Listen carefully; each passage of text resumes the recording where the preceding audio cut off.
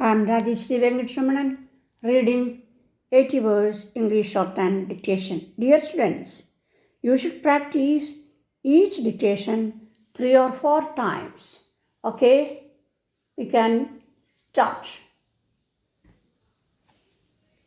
In the year 1989 may become an year in which the Russian commercial airplanes may start operating in India. Then it will be an occasion to see Russian airplanes in the first time in a non communist country. The opening chapters of this scenario are being scripted today. The first of many types of Soviet civilian aircraft will start arriving in India in April 1989 or earlier to begin operating scheduled airline services. Vayudut has signed purchase agreement for two Yak 42 aircraft and taken an option on two more. It is now studying the replacement for the current one. Now to be outdone, Indian Airlines is evaluating the aircraft for its domestic network, and Air India is looking hopefully towards the new aircrafts which it has found suitable for its long range, medium capacity routes. As news of the unfolding Soviet aviation coup breaks out, Boeing and Airbus, which have dominated the commercial airliner market in India as in the rest of the non communist world. The only hitch is that the helicopter is not certified for civilian operation, but that problem can be got around. Government has had asked the Director General of Civil Aviation to examine whether the helicopters could be certified for civilian use. It is also clear that the government of India wants good civilian planes but not particular about purchasing aircrafts from Russia only.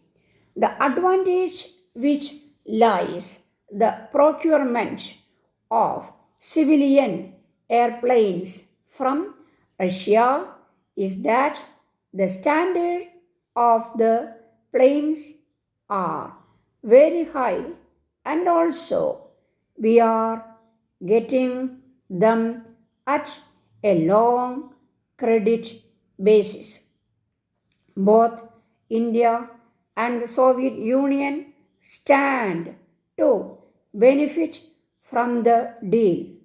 For India, the most important consideration, apart from the fact that payment can be made in rupees, is that the Soviet aircraft cost a fraction of what similar Western aircraft would cost.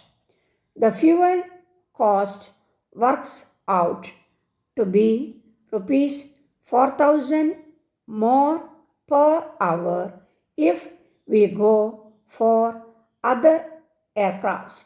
If all the planned acquisitions go through, Indian skies will become a show window for the Soviet commercial aircraft industry, which has so far sold only to East Europe, Cuba, and some African nations.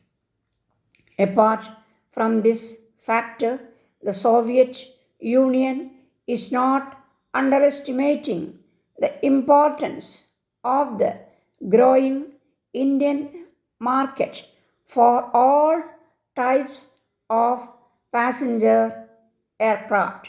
For example, if Vayudut opts for the Russian planes, it will buy 100 of these small planes in the next 5 years, including 30 in the first 3 years. This is not the first time that Soviet aircraft have been considered for purchase and lease by India.